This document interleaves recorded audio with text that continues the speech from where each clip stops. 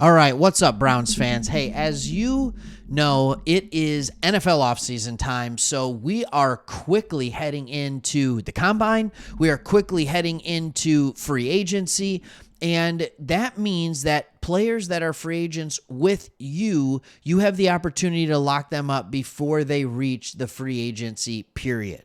And so an interesting question was brought up on Hey Mary Kay and on Cleveland.com, and it is about Joe Flacco, who becomes a free agent in March. So that's the question for you. We're going to talk about it here.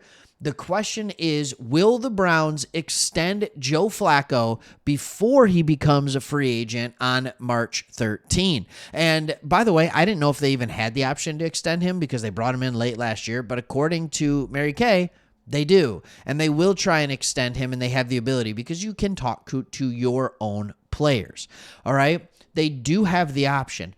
Do you think they go for it? I'm going to tell you in this video why they won't, and I think that's unpopular, but I'm telling you, that's how I feel. So before I get into that, if you're new to the channel, we are Lions fans. You can see that stuff, but we understand Cleveland.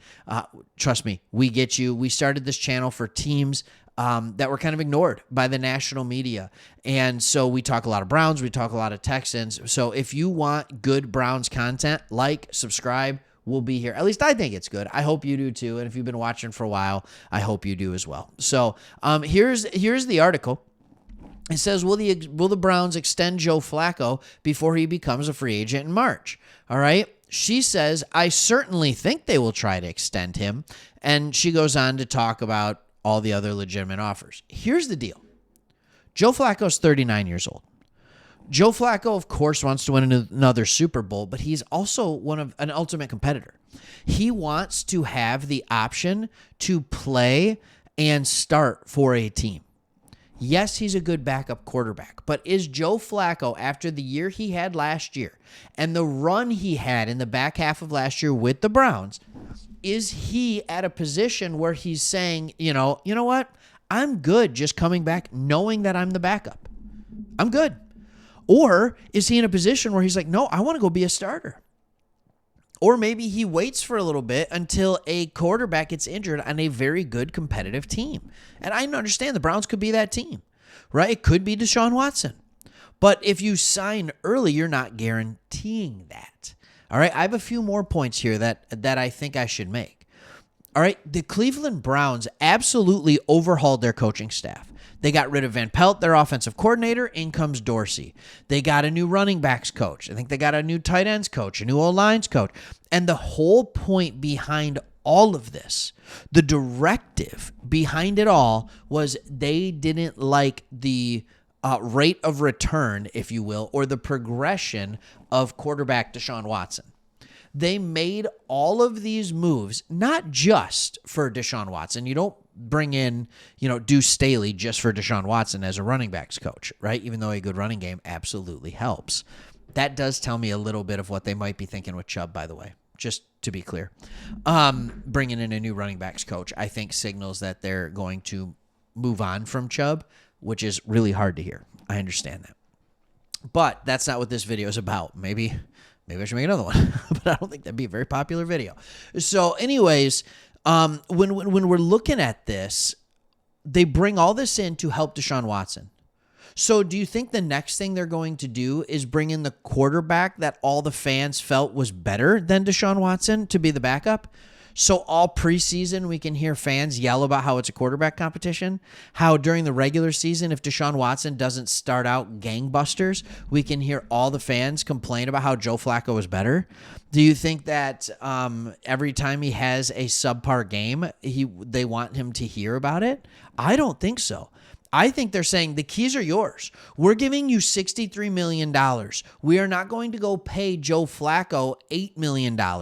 And they talked about a quarterback like Jacoby Brissett, right? You know who that is. All right. Last year in Washington, he got a 1-year, $8 million gig. All right. Because he was going in to compete for a starting quarterback spot. All right. Joe Flacco is good enough to do that.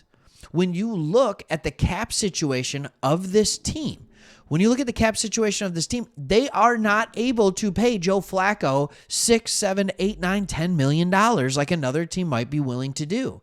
I think about a team like the Raiders, right? Like a team like the Raiders, why not bring them in? Give it a shot. Give it a shot. What about the Broncos? What if the Broncos are going to come out here, get a rookie quarterback? We all know Peyton doesn't like rookie quarterbacks. I don't know if we all know that. I know that. All right. We all know Sean Payton doesn't like rookie quarterbacks, so he brings in a guy like Flacco to go for a year. What about the Minnesota Vikings? What if they don't want to pay Kirk Cousins $40 million? All right, we'll bring in Joe Flacco and we'll draft a rookie. Like I can think of 5 to 10 teams almost off the top of my head that would love to have Joe Flacco in here. I pulled up that article and then I started talking about something else. That would love to have Joe Flacco in here or on their team as a potential starter at the beginning of the year with the hopes of a rookie taking over or letting a rookie learn under Joe for a year and then take over. He might be a little old, but he's kind of that perfect bridge quarterback, isn't he? And he's a guy who clearly goes about his business the right way. He's 39 years old, and he comes in, and an entire city rallies around the man. Like, he clearly knows what he's doing. That's what makes the most sense to me. Like, New England Patriots. There's so many teams. Atlanta Falcons, right? Like weapons galore over there. They could use a guy like him. And of course the Browns could too.